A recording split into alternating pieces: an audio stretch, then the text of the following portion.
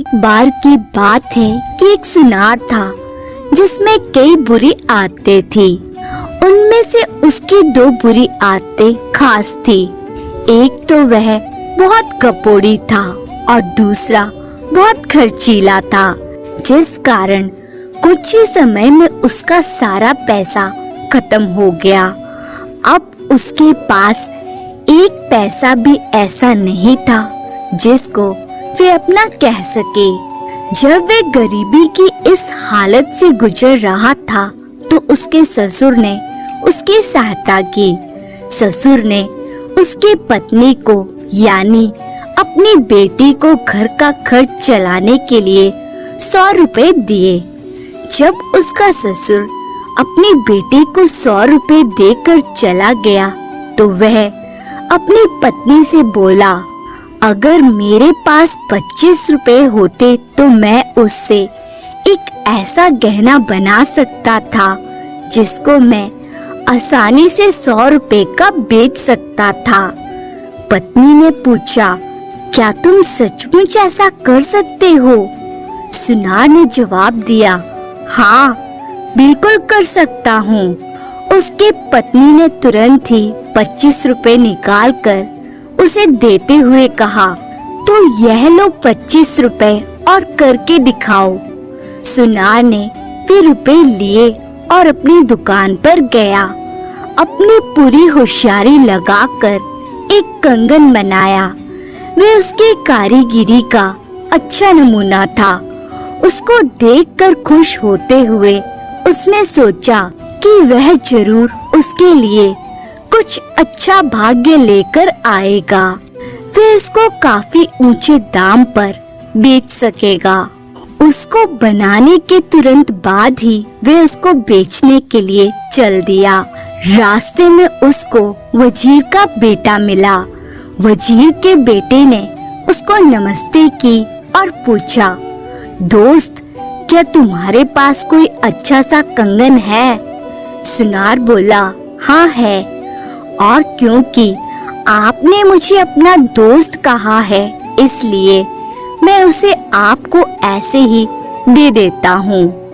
कंगन उसको देकर खाली हाथ सुनार घर लौट आया तो उसने अपनी पत्नी से 25 रुपए इस शर्त पर और मांगे कि वह उनको भारी ब्याज सहित वापस कर देगा। उसकी पत्नी ने उसको 25 रुपए और दे दिए। इन 25 रुपयों से उसने पहले जितना ही एक और सुंदर कंगन बनाया और उसको बेचने चल दिया। वे कुछ ही दूर गया था कि उसको दीवान साहब का बेटा मिल गया। उसने भी सुनार को नमस्ते की और पूछा, दोस्त, क्या तुम्हारे पास कोई सुंदर कंगन है बेचने के लिए? सुनार बोला, हाँ है, और उसने उसको वे नया कंगन दिखा दिया। दीवान साहब का बेटा बोला, इसकी क्या कीमत है? सुनार बोला, कुछ भी नहीं, क्योंकि आपने मेरे साथ इतना अच्छा बर्ताव किया है इसलिए मैं भी आपसे उतने ही अच्छे तरीके से बर्ताव करूँगा। लीजिए, ये कंगन लीजिए, ये आप ही के लिए है। वे घर फिर से खाली हाथ लौट आया और अपनी पत्नी को 25 रुपए और देने पर मना लिया, पर उसकी पत्नी को अब अपना पैसा फायदे पर लगाने में कुछ शक सा होने लगा था, तो उसने इस बार उसको पैसे देने से मना कर दिया। यह तो बताओ, तुमने मेरे पैसों का किया क्या है? तुमने मुझसे कहा था कि तुम मेरे 25 रुपयों को 100 रुपया बनाकर दोगे, पर तुम मुझसे 50 रुपए ले चुके हो और तुमने मुझे एक पैसा भी वापस नहीं किया है और तुम मुझसे और पैसे मांग रहे हो। सुनार बोला, बेवकूफ मत बनो, मुझे मालूम है कि मैंने क्या कहा था और मैंने क्या किया है। मैंने तुम्हारे पैसे बिल्कुल नहीं खोए हैं। मुझे थोड़ा सा समय दो, तुम देखोगी कि इस व्यापार में मैं तुम्हें कितना सारा पैसा कमा कर दूंगा। पत्नी ने उसकी प्रार्थना पर तरस खाकर उसको 25 रुपए और दे दिए। इन पैसों का भी उसने एक और नया कंगन बनाया जो पहले जैसा ही सुंदर था। कंगन बनाकर और उसको लेकर पहले की तरह ही उसको बेचने के लिए चल पड़ा। इस बार रास्ते में उसको इत्तेफाक से एक चोर मिल गया। उसने भी उससे कहा, दोस्त, क्या तुम्हारे पास कोई कंगन बेचने के लिए है? इस पर सुनार ने वे कंगन उसको दे दिया। उसकी कीमत पूछने पर उसने उसकी भी उससे कोई कीमत नहीं ली और एक बार फिर सुनार खाली हाथ घर वापस आ गया। घर जाकर उसने अपनी पत्नी को वह सब बताया जो कुछ अब तक उसने किया था। कुछ दिन बाद बचे हुए 25 रुपए घर के खर्चे में खर्च हो गए। तो एक दिन उसकी पत्नी बोली, अब मेरे पास घर के खर्चे के लिए एक पैसा भी नहीं है। सुनार ने सोचा, अब मुझे अपने दोस्तों को जांचना चाहिए। वह सबसे पहले वजीर के घर गया, पर उसे वजीर का बेटा नहीं मिला। फिर वह दीवान के घर गया तो वहाँ उसको दोनों मिल गए। उन्होंने उससे अपने दोस्त की तरह बर्ताव किया। इत्तेफाक से उसी समय वहाँ राजा की बेटी आ गई। वह भी आकर वहीं बैठ गई और बात करने लगी। बातों ही बातों में उसने पूछा कि क्या कोई ऐसा है जो उस पर एक मेहरबानी कर सके। वे अपने पिता के बगीचे से एक खास सेब के पेड़ से सेब खाना चाहती थी, पर राजकुमारी यह नहीं जानती थी कि उस पेड़ से फल कैसे तोड़े जाएं, क्योंकि उस पेड़ के चारों तरफ केसर के पाउडर के 7 गड्ढे थे। जो कोई भी उस पेड़ पर जाता निश्चित रूप से उसके पैर केसर से रंग जाते और इस तरह वे पकड़ा जाता। और यही वह राजकुमारी नहीं चाहती थी कि कोई भी उस सेब के पेड़ से फल तोड़ता हुआ पकड़ा जाए। यह सुनकर तीनों ने कहा कि वे बिना पकड़े उस पेड़ के फलों को लाने की अपनी भरसक कोशिश करेंगे। कुछ देर बाद सुनार वहाँ से चला आया। वे तुरंत चोर के पास पहुँचा। चोर उसको देखकर बहुत खुश हुआ और उससे खाना खाकर जाने की जिद करने लगा।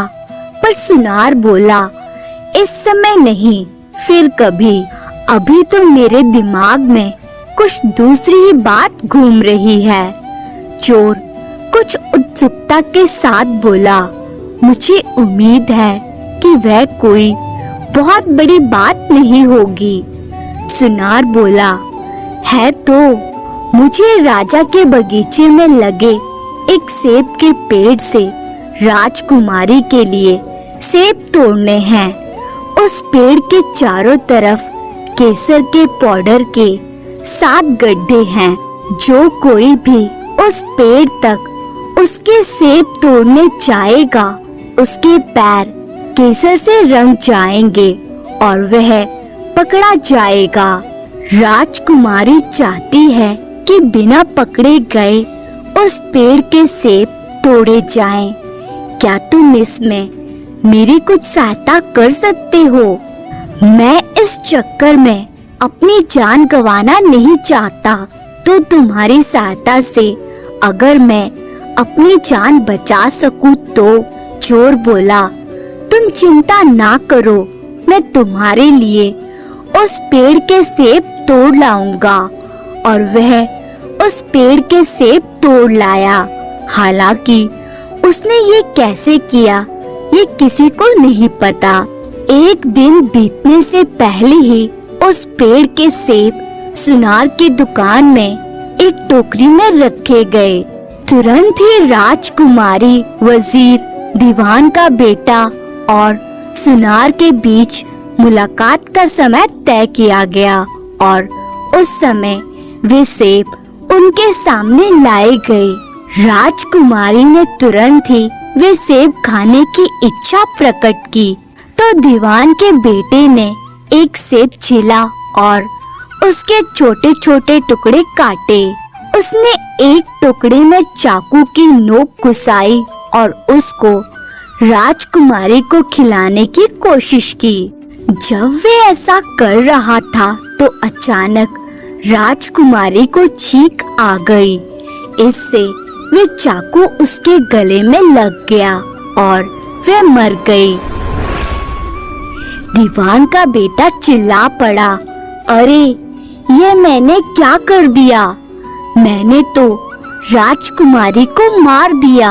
वजीर का बेटा बोला, इसमें तुमने कुछ नहीं किया, ये सब मेरा कसूर है। सुनार बोला, नहीं नहीं, तुम लोगों ने कुछ नहीं किया, ये मेरी गलती है। अगर मैं सेब ना लाता तो उसको राजकुमारी को इस तरह से ना खिलाया जाता। खैर, अब हमको इस बात का इंतजार नहीं करना चाहिए कि कोई हमको इस हालत में देख ले। हमको तुरंत ही एक मटका लेना चाहिए और राजकुमारी को उसमें रखकर नदी में फेंक देना चाहिए, नहीं तो उसका शरीर फूल जाएगा। इससे लोगों को पता चल जाएगा और फिर हमें फांसी पर चढ़ा दिया जाएगा। तुरंत ही एक कुम्हार के घर से मटका लाया गया और उसमें राजकुमारी के शरीर को रखकर नदी में फेंक दिया गया। शाम को देखा तो राजकुमारी का कहीं पता नहीं था। महल की सब इमारतों में उसकी खोज की गई और दूसरी जगह भी उसको ढूंढा गया, जहाँ जहाँ वे अक्सर जाया करती थी, पर उसका कहीं कोई पता नहीं था।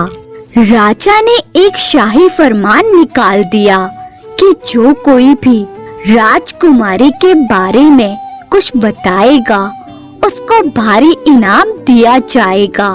अगले ही दिन एक आदमी राजा के सामने आया और उसको बताया कि पिछली शाम उसने एक आदमी को नदी में मटका फेंकते देखा था। ये सुनते ही राजा ने नदी में राजकुमारी की ढूंढ शुरू करवा दी।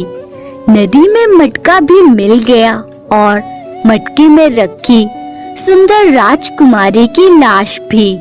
राजा ने फिर हुक्म सुनाया कि राज्य भर के सब कुम्हारों को उसके सामने पेश किया जाए और इस मामले की जांच अच्छी तरह से की जाए।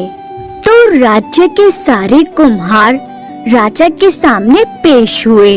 राजा ने उनसे पूछा कि हाल ही में किसी ने मटका बेचा था। एक कुम्हार सामने आया कि 2 दिन पहले ही उसने एक मटका एक सुनार को बेचा था। इस पर सुनार को बुलवाया गया। राजा ने सुनार से पूछा, तुमने राजकुमारी को क्यों मारा? बोलो। सुनार चुप रहा तो राजा बोला, सुनार की चुप्पी सुनार को मुजरिम बताती है। 2 दिन के अंदर अंदर इसको फांसी पर चढ़ा दिया जाए। तब तक के लिए सुनार को जेल में बंद कर दिया गया। अब क्योंकि सुनार ने कोई जवाब नहीं दिया था तो राजा ने उसकी फांसी की सजा तो सुना दी, पर उसका मन नहीं माना। उसने उसकी फांसी को 2 दिन के लिए और टाल दिया ताकि वे राजकुमारी की इस बुरी तरह से की गई हत्या की सही वजह पता कर सके। राजा ने एक सैनिक का वेश धारण किया और रात को जेल में सुनार के पास जाकर पहुंचा। उसने उससे कहा, तुमको कल फांसी होने वाली है, क्या सब कुछ ठीक है या तुम्हारा कोई रिश्तेदार या कोई दोस्त ऐसा है जो इस समय तुम्हारी सहायता कर सके? सुनार बोला, पूछने के लिए बहुत बहुत धन्यवाद। मरने से पहले मैं अपने 2-3 दोस्तों से मिलना चाहूँगा। सैनिक बोला, ठीक है, आओ मैं तुम्हें उनसे मिलवाता हूँ। सुनार उसके साथ चल दिया। सबसे पहले सुनार वजीर के घर गया। सुनार और वजीर का बेटा आपस में बात करने लगे और उनकी बातचीत सुनकर राजा को सारी सच्चाई पता लग गई कि उसकी बेटी की हत्या नहीं हुई, बल्कि वो एक दुर्घटना थी। उसके बाद सुनार वजीर के बेटे से बोला, ओ मेरे दोस्त, जब मैं फांसी के फंदे की तरफ जा रहा होऊंगा तब तुम मेरे लिए क्या कुछ कर सकते हो? वजीर का बेटा बोला, हाँ हाँ, जरूर कुछ करूँगा। ठीक समय पर मैं अपने कुछ सिपाहियों को इशारा करूँगा और वे राजा को मार देंगे। इसके बाद सुनार दीवान के घर गया और उसके बेटे से बहुत देर तक बातें करता रहा। वहाँ पर भी सैनिक के वेश में जो राजा उसके साथ थे, तो उन्हें दोबारा से सारी सच्चाई का पता चला। सुनार बोला, मेरे अच्छे दोस्त, तुम मेरी रिहाई के लिए क्या कर सकते हो? दीवान का बेटा बोला, तुम डरो नहीं, मैं तुम्हारी मेहरबानियों को नहीं भूल सकता। मैं ठीक समय पर आऊंगा और राजा को मार दूंगा।